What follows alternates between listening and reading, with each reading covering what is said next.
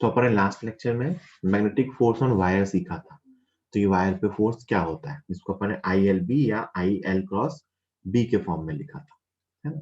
फिर अपन ने ये भी सीखा था उसमें कि अगर क्लोज लूप है तो उसके लिए L वेक्टर क्या आएगा, 0। तो अगर L वेक्टर 0 है, इसका मतलब है क्लोज लूप को कभी भी अगर यूनिफॉर्म मैग्नेटिक फील्ड में रखा जाएगा तो उस पर फोर्स हमेशा क्या आएगा, 0। फिर अपन ने एक लूप में टेंशन वाला सवाल किया था, ये सब अपन ने कर लिए थे। ठीक,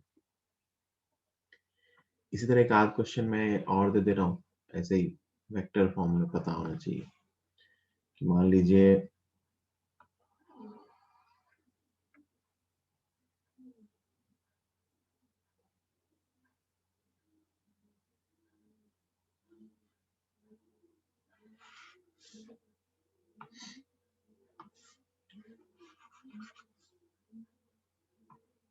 लूप ऐसे रखा हुआ है, एक ऐसा लूप है,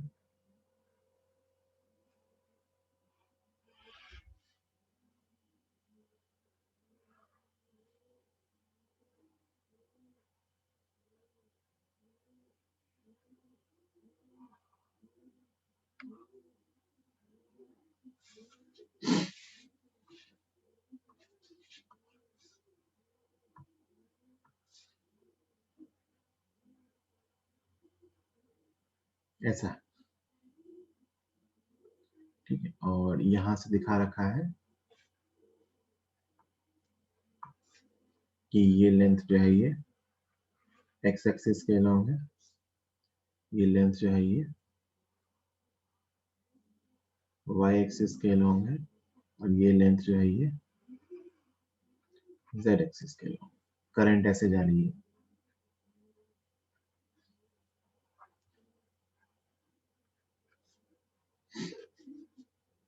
ये वायर है, लूप नहीं है, वायर, ठीक है। ये लेंथ यहां से यहां तक 2L है, ये लेंथ यहां से यहां तक L है, ये लेंथ यहां से यहां तक L है, ये लेंथ भी L है, और ये लेंथ 2L, ठीक है। और मैग्नेटिक फील्ड जो है वो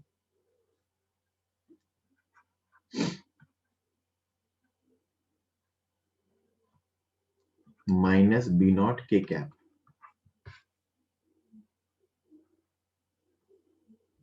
तो कहते हैं find force on this wire, find force on this wire, इस वायर पे फोर्स बताइए, है ना। तो ध्यान से देखिए, तो उसके लिए हमें एल वेक्टर निकालना पड़ेगा। एल क्या होता है, ये रहा इनिशियल, ये रहा फाइनल, इनको मिलाने वाला vector.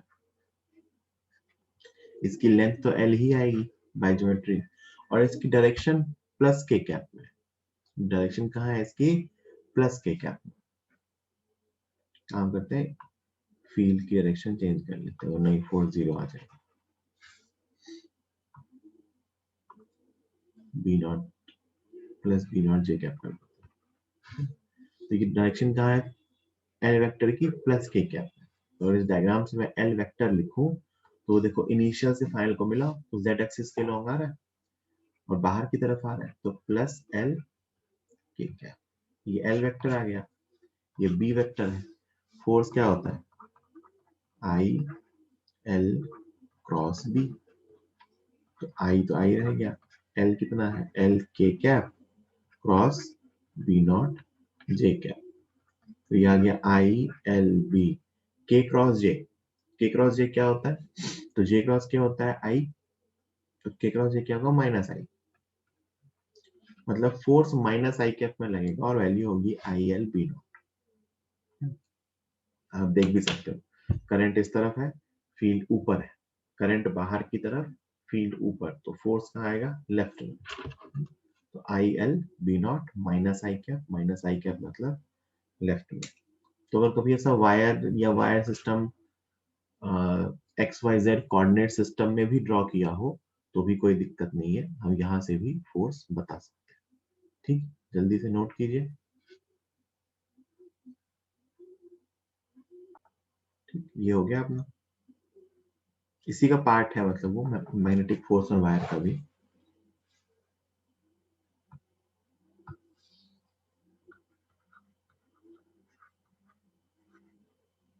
magnetic force between two parallel wires, दो पैरेलल वायर्स के बीच का मैग्नेटिक फोर्स। कि मान लीजिए बेटा एक लॉन्ग, दोनों चलो भी लॉन्ग वायर मान लेते हैं, एक लॉन्ग वायर ये है, दूसरी लॉन्ग वायर ये है, ये एक दूसरे के पैरेलल है, इसमें करंट जा रही है I1, इसमें करंट जा रही है I2, इसकी वायर टू वायर डिस्टेंस है D। तो पूछा है तुमसे, बताऊंगा भाई, फाइंड फोर्स पर unit length, find force per unit length that the wires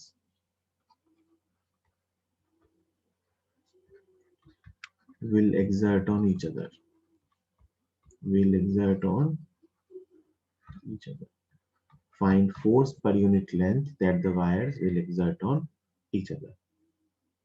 तो सुनो ध्यान से, सबसे पहले तो हमें देखना होगा कि इस फोर्स का नेचर क्या होगा। जो I1 वाला वायर है वो I2 पे फोर्स लगाएगा, I2 वाले वायर पे, और जो I2 वाला वायर है वो I1 वाले वायर पे फोर्स लगाएगा। तो मान लेते हैं इसकी एक छोटी सी लेंथ यहाँ पे L1, इसकी छोटी सी लेंथ मान ली मैंने, L मान लेते हैं, L2। इस लोकेशन पे 1 की फील्ड होगी, तो 1 की फील्ड यहाँ कहाँ है, क्रॉस में, है ना। तो आप जरा सोच के देखिए कि उस छोटे से वायर के लिए करंट ऊपर है, फील्ड अंदर है, तो फोर्स कहाँ आएगा, लेफ्ट में। फोर्स कहाँ आएगा, लेफ्ट में। इस छोटे से वायर के लिए फील्ड अंदर आई 1 की, और इसकी करंट ऊपर है, तो इस पे फोर्स अंदर आएगा। This is force on 2 due to 1। वैसे इस पे एक छोटी सी लेंथ मानिए, कितनी वाली, L1 वाली, ठीक है। इसके लिए B2 की फील्ड, 2 की फील्ड कहाँ आएगी, बाहर। इस लोकेशन पे 2 की फील्ड कहाँ आएगी, बाहर। तो करंट ऊपर, फील्ड बाहर, तो करंट ऊपर, फील्ड बाहर। इसका फोर्स कहाँ आया, ये भी अंदर। इसका मतलब ये दोनों वायर एक दूसरे को अट्रैक्ट करेंगे, ये दोनों वायर एक दूसरे को अट्रैक्ट करेंगे, ये बात तो पक्की पता हो। क्योंकि जो फोर्स जो लग रहा है छोटी सी लेंथ पे, ऐसे ही हर छोटी लेंथ पे फोर्स आएगा, हर जगह सेम एक जैसा ही फोर्स आएगा और एक दूसरे को वायर अट्रैक्ट करेंगे, है ना। अब हम यही फोर्स निकालना चाहते हैं।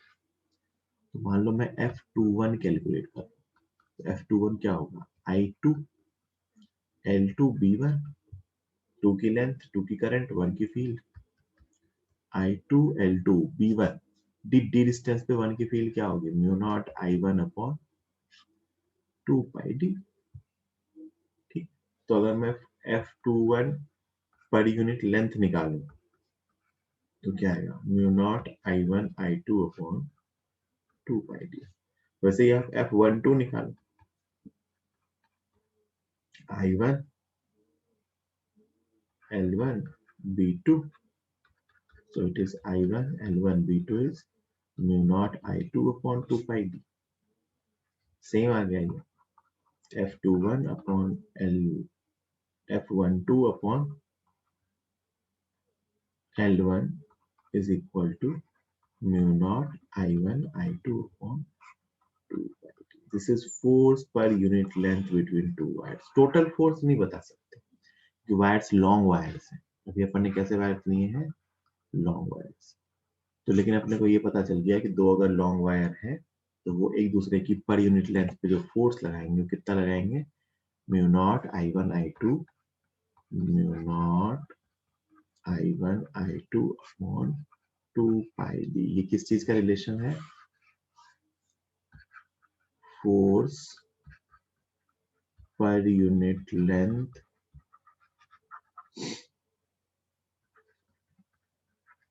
exerted by two long wires on each other।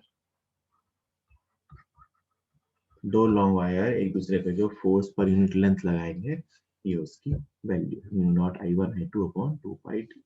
यहीं से ना पहले एम्पियर की डेफिनेशन दी जाती थी। अब तो अभी 2-4-6 महीने पहले वो डेफिनेशन चेंज हुई है, बट अपने कोर्स में अभी भी वही था।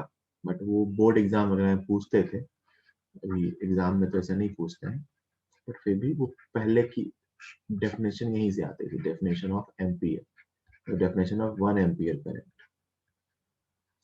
Definition of 1 ampere current, 1 ampere current क्या होती है।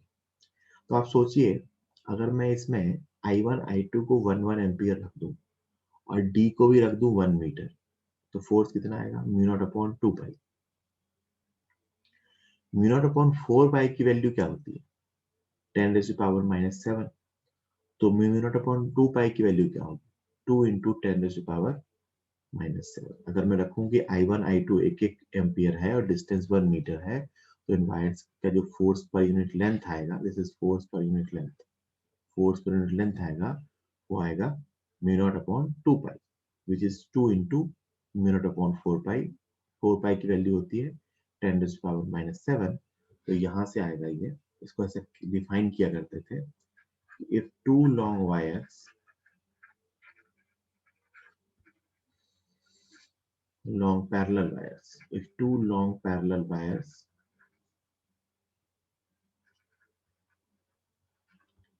carrying same current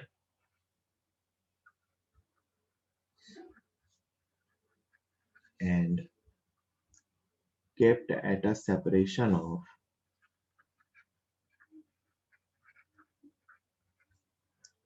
1 meter, and kept at a separation of 1 meter, exert force per unit length 2 into 10 raised to power 7 Newton per meter, then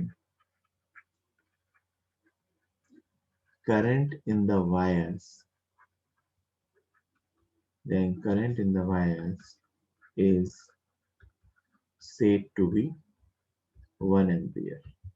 बकवास है ना। तो इन्होंने ये कहा है कि अगर इस फोर्स पर यूनिट लेंथ की value 2 into 10 raise to power 7 है और D1 है, तो I1 और I2 अगर इक्वल है तो उनकी वैल्यू 1 एम्पियर। तो ऐसे एम्पियर को डिफाइन किया जाता है। था पहले, मतलब एम्पियर की जो डेफिनेशन थी 1 एम्पियर की फंडामेंटल यूनिट में, वो यहीं से आती थी, दो लॉन्ग वायर्स के बीच के फोर्स से, है ना। इस टर्म को कई बार फोर्स स्केल भी कह देते हैं, फोर्स स्केल, है ना, कि क्या है, फोर्स पर यूनिट लेंथ। जल्दी से नोट कीजिए, कोई डाउट हो तो पूछिए,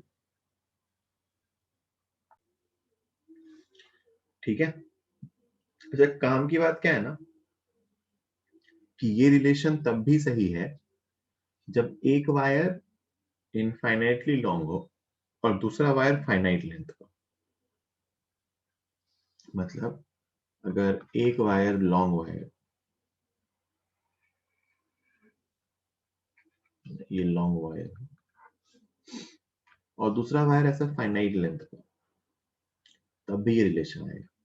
हाँ, दोनों फाइनाइट हो तो नहीं कर सकते, फिर तो फील्ड का फॉर्मूला चेंज हो जाएगा। अभी भी यही आएगा, मान लो इसकी लेंथ कुछ एल दे रखी है, तो भी फोर्स पर यूनिट लेंथ यही आएगा। क्यों आएगा, क्योंकि आप बेटा वैसे ही 1 की फील्ड 2 पे लिख लो, है ना, और फोर्स लिखो, तो फोर्स ऑन 2 पर unit length is equal to, आप सोचो क्या लिखोगे, mu naught I1 I2 upon 2 pi D. बिल्कुल वैसे ही उसके डी डिस्टेंस पे आप 1 की फील्ड लिखोगे डी डिस्टेंस पे, और फिर कहोगे कि 1 की फील्ड अपने को पता है, उसको 2 की लेंथ और करंट से मल्टीप्लाई।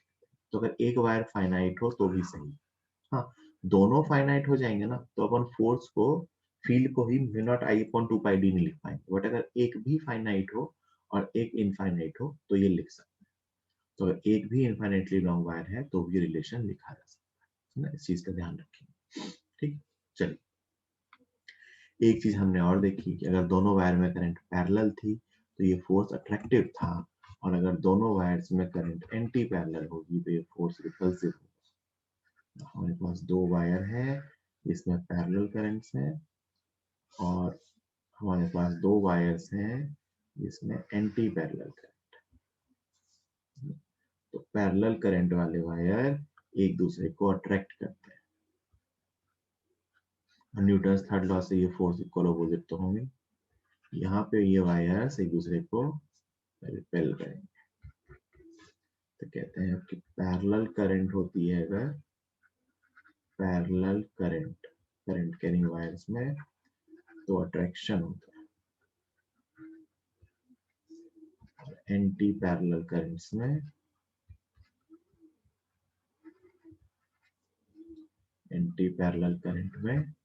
रिपल्शन होता है।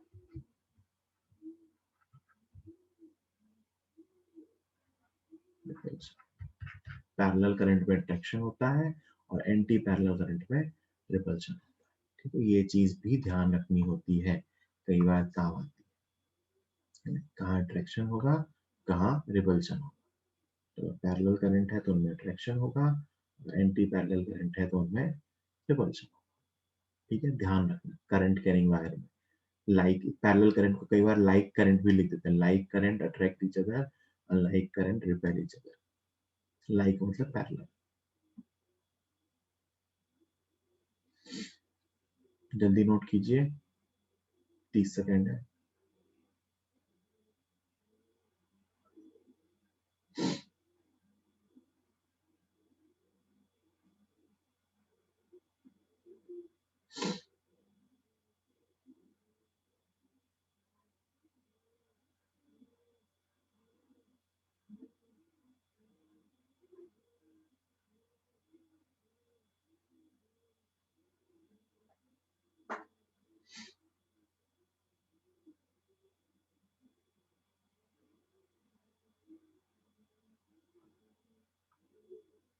ठीक है,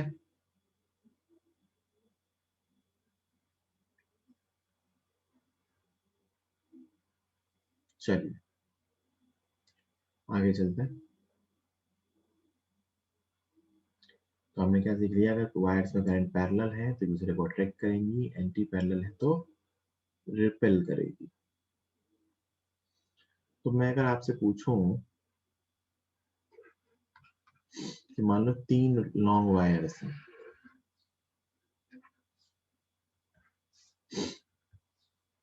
ऐसा सिस्टम है, 3 लॉन्ग वायर्स हैं।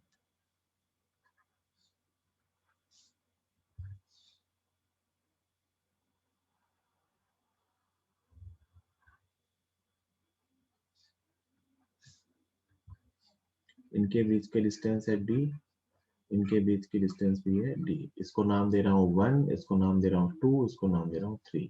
इसमें करंट है I, इसमें करंट है 2I, इसमें भी करंट है I। इन तीनों की करंट आपको दे रखी। तो आपसे पूछा है फाइंड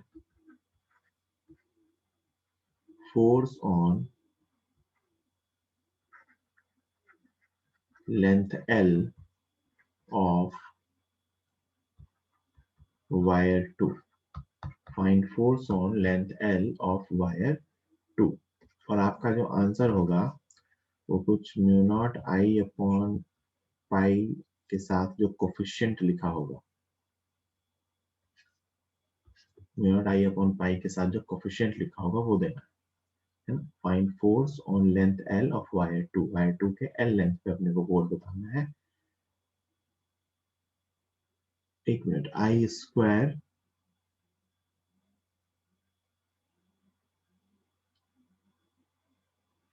एल और डी भी लिखा हुआ है, चलो है ना। Mu not I square L और डी भी लिखा हुआ है, इसका जो कोफिशिएंट जो नंबर आएगा वो बताना है।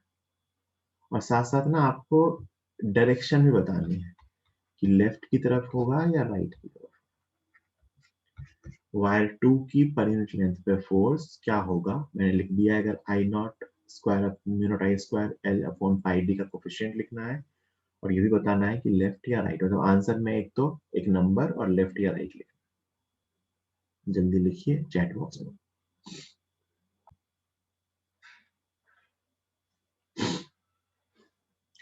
2 पे 1 का फोर्स, दोनों में करंट पैरेलल है तो अट्रैक्टिव होगा। दोनों पैरेलल है तो अट्रैक्टिव होगा F1। और 2 पे 3 का फोर्स, दोनों एंटी पैरेलल है तो रिपल्सिव होगा F3। तो नेट फोर्स जो आएगा वो आएगा F1 plus F3। Net force क्या आएगा F1 प्लस F1 1 और 2 के बीच का फोर्स है, तो mu not I into 2i upon 2πd, ये आया फोर्स पर unit length multiplied by length, plus 3 का फोर्स रिपल्सिव है, mu not I into 2i into L upon 2πd। L से क्यों मल्टीप्लाई कर रहे हैं, तो मैंने फोर्स पर यूनिट लेंथ को लेंथ से मल्टीप्लाई कर दिया।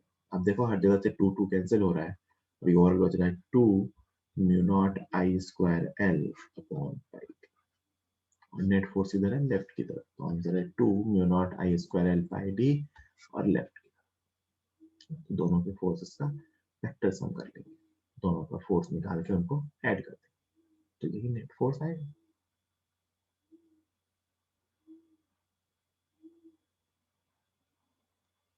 ठीक है, जल्दी लिखिए 30 सेकंड में। ठीक है, तो ये भी हो गया। फिर जैसे मान लीजिए आपसे ये पूछ लिया जाए कि एक वायर है, लॉन्ग वायर है, इसमें कुछ I1 करंट जा रही है, इसके बगल में ना एक ऐसा लूप रखा हुआ है, मान लेते हैं ये स्क्वायर लूप, कैसा है, स्क्वायर लूप, इसका नाम है PQRS, PQRS। इसमें करंट ऐसे फ्लो हो रही है, I2 करंट है, और इसकी साइड है ए साइड का ये स्क्वायर लूप, और लूप के पास वाली एज की डिस्टेंस यहाँ से कुछ d है, ये डिस्टेंस। तो आपसे पूछते हैं कि find force on the loop, ये मैं बता रहा हूँ, ध्यान से देख लो, find force on the loop. क्या इस लूप पे फोर्स 0 होगा? मैंने तो कल सिखाया था कि अगर क्लोज लूप फील्ड में रखा होता है, यूनिफॉर्म फील्ड में, तो उस पे फोर्स 0 होता है। आंसर है नहीं, इस लूप पे फोर्स जीरो नहीं होगा, क्योंकि लूप यूनिफॉर्म फील्ड में नहीं रखा है। Wire is not a source of uniform field, इस वायर की फील्ड पूरे लूप पे हर जगह डिफरेंट डिफरेंट, तो इस लूप पे फोर्स 0 नहीं आएगा, वो एक नॉन जीरो फोर्स है ना। अच्छा, PQ ब्रांच पे फोर्स कहाँ आएगा, तो आपको अगर सर अट्रैक्टिव आएगा, QR ब्रांच पे फोर्स कहाँ आएगा, तो ध्यान से देखो, करंट इधर है, वन की फील्ड डिफरेंट डिफरेंट होगी, लेकिन होगी तो सब जगह क्रॉस में ही, हर जगह वन की फील्ड कहाँ होगी, क्रॉस में, तो QR पे फोर्स ऊपर की तरफ आएगा, कितना आएगा अभी नहीं पता। RS पे करंट नीचे, फील्ड अंदर, फोर्स रिपल्सिव आएगा, फोर्स ऑन RS, और PS पे फोर्स नीचे आएगा, फोर्स ऑन PS। ठीक है, सॉरी, अब मेरी बात बहुत ध्यान से सुनना, मैं अभी ये नहीं कह रहा कि QR पे फोर्स 0 होगा या PS पे फोर्स 0 होगा, लेकिन जैसा भी होगा, जैसा फोर्स का डिस्ट्रीब्यूशन इस वायर पे होगा, वैसा ही फोर्स का डिस्ट्रीब्यूशन इस पे होगा ऑपोजिट में। भाई यहाँ का फोर्स और यहाँ का फोर्स बराबर होंगे, यहाँ का फोर्स यहाँ का फोर्स बराबर होंगे, लेकिन ऑपोजिट, यहाँ का फोर्स बराबर ऑपोजिट। सिमिलरली यहाँ का यहाँ का यहाँ का यहाँ का, ये सारे फोर्स कैसे हैं, इक्वल एंड ऑपोजिट, है ना। जो छोटे छोटे से पार्ट है, इन सब के फोर्स अभी कितना होगा ऐसे वायर में फोर्स, नेट अगले क्वेश्चन में कैलकुलेट करेंगे थोड़ी देर में, बट अभी अपन बता सकते हैं कि ऐसे जो डिफरेंट डिफरेंट पार्ट्स के फोर्स है आपस में कैंसिल होंगे बाय सिमेट्री। तो ये जो फोर्स पूरा ऊपर की तरफ है और ये जो फोर्स पूरा नीचे की तरफ, ये मिलके कैंसिल हो जाएंगे, लेकिन ये फोर्स और ये फोर्स कैंसिल नहीं होगा। क्यों नहीं होगा, क्योंकि इसके लिए फील्ड कुछ और है, इसके लिए फील्ड कुछ और। ऊपर नीचे वाले वायर के लिए जितनी फील्ड यहाँ होगी उतनी ही फील्ड यहाँ होगी, जितनी फील्ड यहाँ होगी उतनी फील्ड यहाँ होगी, जितनी फील्ड यहाँ होगी उतनी फील्ड यहाँ, तो उनके फोर्स आपस में कैंसिल हो जाएंगे, लेकिन लेफ्ट राइट वालों के फील्ड कैंसिल नहीं होंगे। तो आप लिखोगे force on QR plus force on PS equal to 0, इनके फोर्स मिलके क्या हो गए, 0। तो बचा किसका फोर्स, तो पी क्यू का फोर्स और आर एस का फोर्स। सोच के देखिए, पी क्यू पे फोर्स ज्यादा लगेगा क्योंकि उस पर फील्ड ज्यादा होगी। जो पास होगा, जिसकी डिस्टेंस कम, उसकी उस पर फील्ड ज्यादा तो उस पर फोर्स ज्यादा। जो दूर है, जिसकी डिस्टेंस ज्यादा, उस पर फील्ड कम तो उस पर फोर्स भी कम। तो ऑब्वियस सी बात है, नेट फोर्स अट्रैक्टिव आने वाला है। तो मैं दोनों का फोर्स लिख देता हूँ। फोर्स ऑन पी क्यू, तो पी क्यू पे फोर्स लिखूं तो mu not I one I two upon 2 pi D, distance D है पी क्यू की और पी क्यू की लेंथ ए है, into A, and this force is attractive. और मैं आर एस पे फोर्स लिखूं तो mu not I one I two upon 2 pi, distance को लिखेंगे बेटा डी प्लस ए। क्या लिखेंगे, डी प्लस ए। ये डिस्टेंस कितनी है, ए, और इंटू उसकी लेंथ ए। और ये फोर्स कैसा है, repulsive.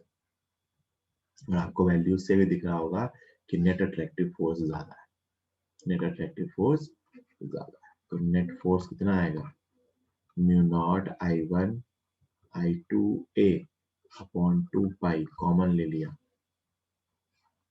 1 upon D minus 1 upon D plus A. तो D upon D plus A, और ये हो गया D plus A minus D, D से डी कैंसिल हो गया। अपना आंसर आया mu not I one I two A square upon 2 pi D into D plus. ये रहा आंसर। कुछ भी नहीं, इन दोनों को लिख के उसको माइनस करना है। माइनस क्यों करना है, क्योंकि ऑपोजिट डायरेक्शन। तो इसमें हमने क्या सीखा कि वो जो फोर्सेस थे वो कैंसिल नहीं हो रहे हैं क्योंकि उनके लिए मैग्नेटिक फील्ड डिफरेंट डिफरेंट है, तो उन पे फोर्स भी डिफरेंट है। So this is the net force mu not I one I two A square 2 pi D D plus A. याद नहीं करना है, क्वेश्चन है ना। तो ये बेसिक से एक क्वेश्चन और कर लिया, जल्दी से नोट कीजिए। ठीक, चलिए, जो ना लिख पाए वो स्क्रीनशॉट ले लीजिए जल्दी से। ठीक, अगले क्वेश्चन पे आते हैं। अगले क्वेश्चन में आपसे कहा गया है बेटा कि एक वायर है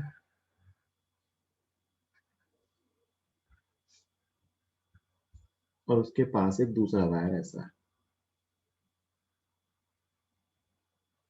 ये वही वाला क्वेश्चन है कि वो पैरेलल वाली साइड पे फोर्स निकालना, परपेंडिकुलर वाली साइड। इसमें करंट I2 और इसकी लेंथ L है, यहाँ से यहाँ तक लेंथ कितनी है, L। इसके पास वाले पॉइंट की डिस्टेंस दे रखी है यहाँ से D, है ना। तो आपसे पूछते हैं, ये मान लो 1 है, ये मान लो 2, फाइंड टोटल फोर्स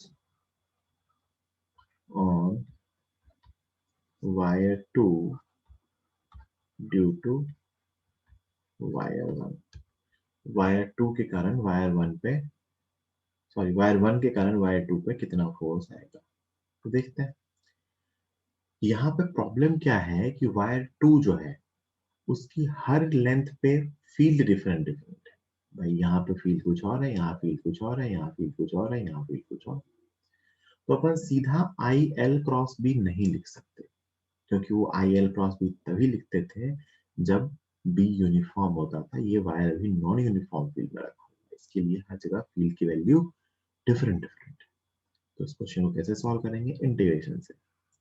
यहाँ से एक्स डिस्टेंस पे आए और एक dx लेंथ का वायर लिया जिसमें करंट इधर जा रही है। इस dx के लिए फील्ड लिख सकते हैं, तो इस dx के लिए फील्ड होगी b1 is equal to x distance पे mu naught I1 upon 2 pi x। जरा सोच के देखिए इस पे फोर्स कहाँ आएगा, तो करंट इधर है, फील्ड अंदर है, तो इस पे फोर्स ऊपर आएगा df। तो इस df की वैल्यू आएगी I dlb। क्रॉस वाला मैंने हटा दिया क्योंकि वो फील्ड और लेंथ 90 डिग्री है। तो I की जगह I2, dl की जगह dx, इंटू b की जगह mu naught I1 upon 2. This is df. Mu naught I1 I2 upon 2 pi dx upon x. This is df.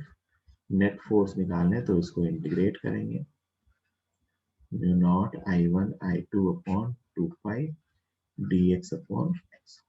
x की लिमिट कहां से कहां तक लगेगी? तो x की लिमिट होगी x इक्वल टू d से स्टार्ट होगी और x equal to d plus L तक जाएगी. तो यहाँ से फोर्स की वैल्यू आ रही है mu naught I1 I2 upon 2 पाई 1 बाय x का इंटीग्रेशन ln, तो ln d plus L upon d. This is the force mu naught I1 I2 upon 2 pi ln d plus L upon d. तो इसको कैसे solve किया अपन ने? Integration किया. क्यों? क्योंकि हर लेंथ पे फोर्स डिफरेंट डिफरेंट. जल्दी लिखिए, किसी कोई डाउट है तो अनम्यूट करके पूछिए. चलिए आगे चलते हैं. अगला एक छोटा सा इसी का यूज है, मतलब वो है इक्विलिब्रियम ऑफ फ्री वायर. क्या है? Equilibrium of free wire. Free wire का equilibrium above and below a fixed wire. Above and below fixed wire. एक फिक्स वायर के ऊपर और नीचे एक फ्री वायर का इक्विलिब्रियम. जैसे मान लो एक वायर लॉन्ग वायर है जो फिक्स्ड है. कैसे फिक्स है? तो यहां से हमने क्लैंप लगा रखा है.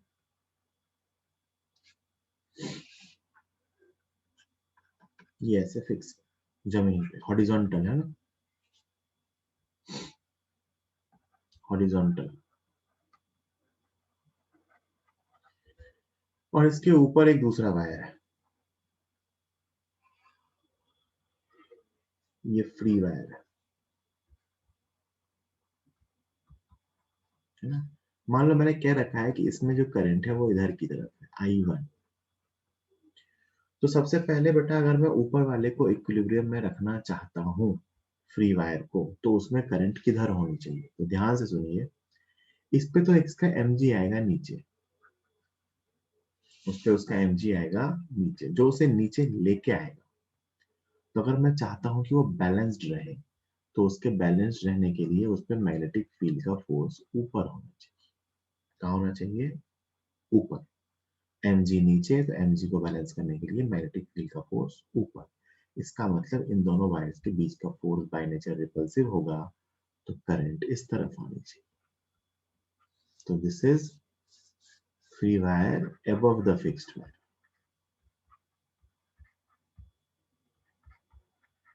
तो अगर फ्री वायर को हम फिक्स्ड वायर के अबव मूव स्टेबल करना चाहते हैं, तो दोनों में करंट एंटी पैरेलल होनी चाहिए, तभी वो mg को बैलेंस कर पाएगा. कुछ भी है नहीं, कुछ बहुत सिंपल क्वेश्चन होता है, तभी ये बैलेंस कर पाएगा. अच्छा, बैलेंस करने के लिए क्या होना चाहिए? पूरे वायर का mg इक्वल टू पूरे वायर पे मैग्नेटिक फोर्स. पूरे वायर पे mg इक्वल टू पूरे वायर पे मैग्नेटिक फोर्स. और इसको आप ऐसे भी लिख सकते हो कि mg per unit length is equal to magnetic force पर unit length.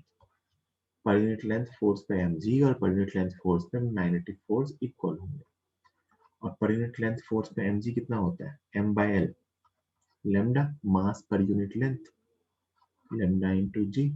It is equal to magnetic force per unit length mu naught I1 I2 upon, मान लेते हैं ये h हाइट पे बैलेंस्ड 2 पाई h. ये रहा relation. lambda into g, mass per unit length into g is equal to mu naught I1 I2 upon 2 pi h. तो ये wire balance होगा और साथ में दोनों में करंट एंटी पैरेलल डायरेक्शन में होनी चाहिए, तभी ये बैलेंस हो पाएगा, है ना. अभी ये इक्विलिब्रियम में है. अब जरा सब लोग मुझे सोच के बताइए कि ये इक्विलिब्रियम स्टेबल है या अनस्टेबल है. सब लोग देख करके चेक करके बताइए कि जो फ्री वायर है इसका इक्विलिब्रियम भी स्टेबल है या अनस्टेबल है. कैसे देखते थे? वायर को डिस्प्लेस किया करते थे. अगर वापस इक्विलिब्रियम की तरफ मूव करता है तो स्टेबल, इक्विलिब्रियम से दूर जाता है तो अनस्टेबल। सब लोग मुझे चेक करके बताइए कि ये जो इक्विलिब्रियम है ये स्टेबल है या अनस्टेबल। कुणाल का आंसर आ गया है, सही है कुणाल आपका। बाकी लोग, रवि का भी सही है। जल्दी। सौम्य गलत है, स्नेहिल गलत है,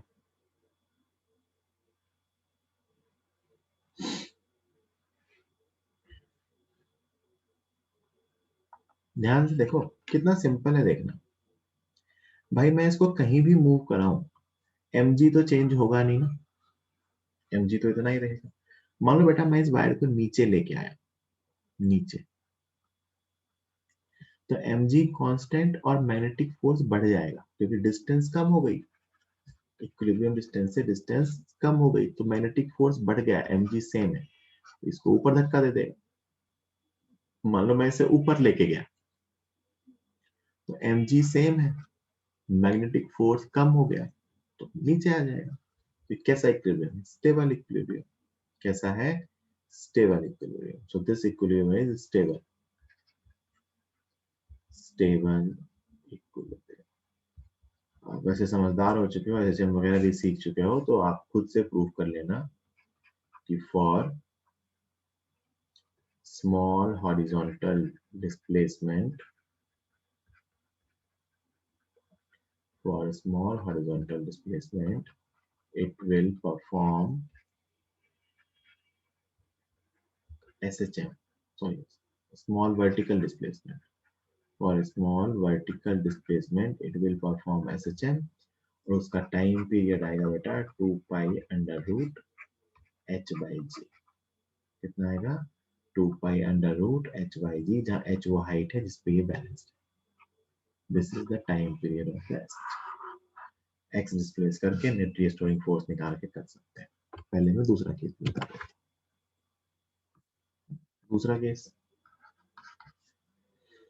फिक्स्ड वायर के नीचे बैलेंस करवाना है तो फिक्स्ड वायर को कहीं ऊपर से बांध दिया है।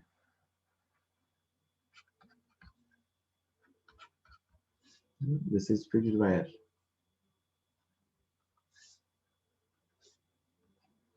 करंट इसमें I1 and this is free wire, current इसमें I2। मान लेते हैं ये कुछ d डिस्टेंस पे बैलेंस है। सबसे पहले तो अगर मैं इस वायर को बैलेंस करना चाहता हूँ तो करंट किधर होनी चाहिए, तो इस पे mg नीचे लगेगा, तो इसको बैलेंस करने के लिए मैग्नेटिक फोर्स ऊपर चाहिए। मैग्नेटिक फोर्स ऊपर चाहिए मतलब अट्रैक्टिव फोर्स है ऊपर वाले वायर के हिसाब से, मतलब इसमें करंट भी इधर की तरफ होनी चाहिए, है ना। और बैलेंस होने के लिए वापस वही कहानी कि mg per unit length should be balanced by magnetic force पर unit length. mg per unit length is lambda g is equal to mu naught I1 I2 upon 2 pi d। ये रिलेशन तो सेम ही आ गया। lambda g mass मतलब gravitational force पर unit length should be equal to magnetic force पर unit length. और ध्यान से देखिए ये इक्विलिब्रियम अनस्टेबल होगा। एम नीचे लेके जाएंगे तो mg तो कांस्टेंट है, मैग्नेटिक फोर्स कम हो गया तो नीचे चला जाएगा, सॉरी हाँ, और ऊपर लेके जाएंगे तो mg तो कांस्टेंट है, मैग्नेटिक फोर्स बढ़ गया तो ऊपर चला जाएगा। तो यहाँ पे ये कैसा है? Unstable equilibrium. This is equilibrium of free wire below fixed wire. ये कैसा होता है? Unstable equilibrium. स्टेबल इक्विलिब्रियम था और ये कैसा है? अनस्टेबल। तो this is the equilibrium of free wire above and below a fixed wire. जल्दी नोट कीजिए, कोई डाउट हो तो अनम्यूट करके पूछिए। Magnetic force on the wire का पार्ट फिनिश हुआ, बाकी कुछ और सवाल है वो आप मॉड्यूल में और सब जगह सॉल्व करोगे तो आपको मिलते जाएंगे। तो ये था magnetic force on the charge and magnetic force on the wire. तो ये पार्ट अपना फिनिश होता है। अगले पार्ट पे आते हैं। अगला पार्ट है अपना magnetic moment of a loop या coil. Magnetic moment of a current carrying coil. एक करंट कैरिंग कॉइल का magnetic moment of a current carrying coil, है ना, कि कोई भी करंट कैरिंग कॉइल है, मैंने आपको बताया था एक बार कि एक मैग्नेट की तरह बिहेव करता है, तो इसका कुछ ना कुछ मैग्नेटिक मोमेंट भी होगा। तो अगर कोई भी कॉइल हो, कैसी भी शेप की, मैंने सर्कुलर बना दिया, मान लो इसमें आई करंट इधर जा रही है, एन टर्न्स है, तो इस किसी भी कॉइल का जो मैग्नेटिक मोमेंट डिफाइन होता है, एक वेक्टर क्वांटिटी है मैग्नेटिक मोमेंट, तो वेक्टर क्वांटिटी है तो इसका मैग्नीट्यूड भी होगा और डायरेक्शन भी होगा। तो मैग्नेटिक मोमेंट वेक्टर का जो मैग्नीट्यूड होता है वो होता है number of turns into current into area. What is the magnitude of magnetic moment of coil? Number of turns into current into area. और डायरेक्शन कैसे डिसाइड करते हैं? तो by applying right hand thumb rule, right hand thumb rule, right hand thumb rule use करके, मतलब अगर हम current की डायरेक्शन में अपनी फिंगर्स को कर्ल करते हैं तो थंब क्या दिखाता है? मैग्नेटिक मोमेंट की डायरेक्शन। जैसे यहाँ पे अगर मैं right hand thumb rule use करूँ तो करंट कैसी है? एंटी क्लॉकवाइज, तो थंब कहाँ आएगा? बाहर। थंब कहाँ आएगा? बाहर। जैसे एग्जांपल के लिए इसकी बात की जाए तो इसका मैग्नेटिक मोमेंट आएगा number of turns into current into area is pi R square, और डायरेक्शन कहाँ आएगी? आउटवर्ड। कहाँ आएगी? आउटवर्ड। आउटवर्ड कैसे डिसाइड किया? करंट के लॉन्ग फिंगर्स को कर्ल करो, जो थंब की डायरेक्शन आएगी वो क्या आएगी? मैग्नेटिक मोमेंट की डायरेक्शन, ऐसा बाहर की तरफ। बिल्कुल सिंपल होता है। ऐसे भी ध्यान रख सकते हो, इधर एंटी क्लॉकवाइज दिखेगा तो डॉट होगा, क्लॉकवाइज दिखेगा तो cross. Magnetic moment vector, this is magnetic moment of a current carrying coil. मतलब ये एक मैग्नेट के बराबर जैसा है, जिस मैग्नेट का मोमेंट होता है एन आई। तो this is the basic definition of magnetic moment vector of a coil. जल्दी से नोट कीजिए।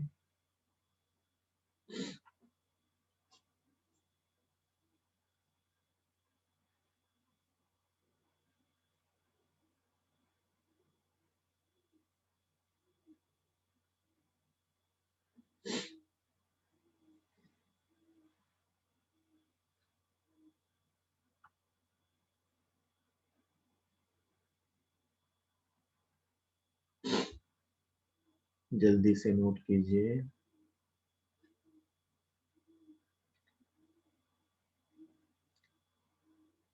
मैग्नेटिक इफेक्ट ऑफ करंट का टॉपिक ऑलमोस्ट हो चुका है। अब एक इसके बाद मैग्नेटिज्म का टॉपिक है, जिसके अंदर अपन बार मैग्नेट, अर्थ की फील्ड, ये सब पढ़ने वाले। तो मैग्नेटिक इफेक्ट ऑफ करंट का जो पार्ट था उसका ये लास्ट पोर्शन चल रहा है ऑलमोस्ट। एक आध लेक्चर और लगेगा, वो मैग्नेटिज्म का पार्ट फिनिश होगा, 2-3 लेक्चर का है वो, फिर अपन ई वाई पे।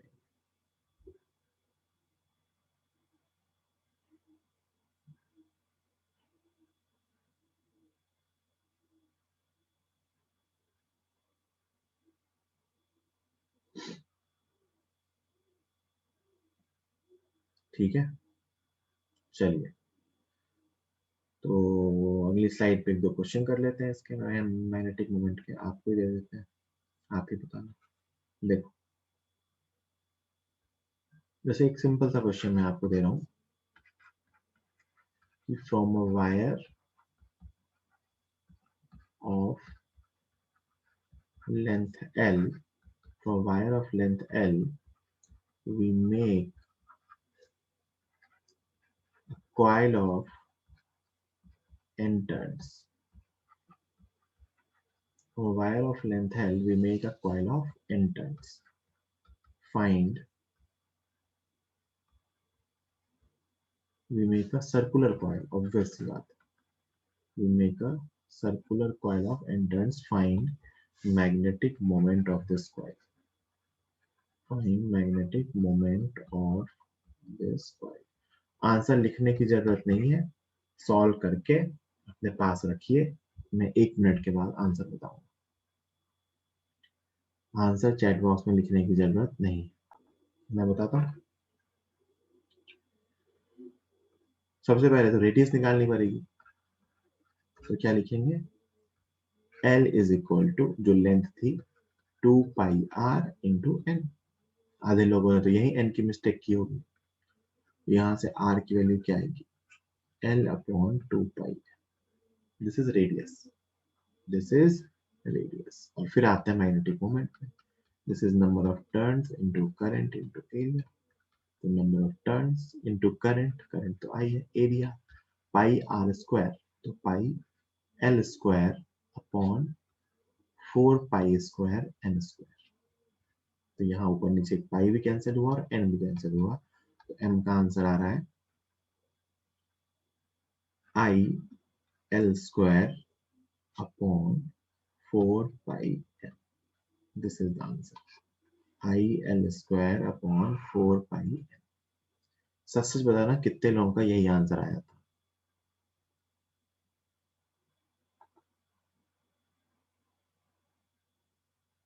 ठीक है, गुड, ठीक है ठीक है ठीक है, चलिए समझ गए समझ गए समझ गए।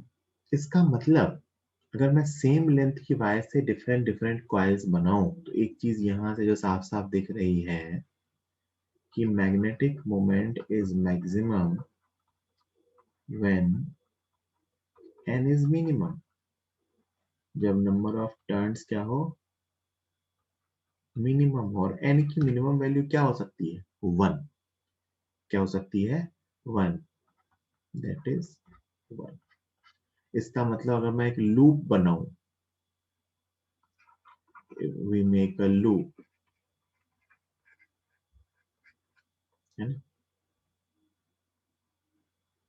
ठीक है, its moment will be maximum, its moment is, जैसे जैसे नंबर ऑफ टर्न्स बढ़ाते जाएंगे सेम लेंथ की वायर से, उसका मैग्नेटिक मोमेंट कम होता जाएगा। तो अगर n की वैल्यू 1 रखूं, मतलब मैं एक सिंपल सा लूप ही बनाऊं, तो उसका मैग्नेटिक मोमेंट सबसे ज्यादा होगा, ऑब्वियस सी बात है।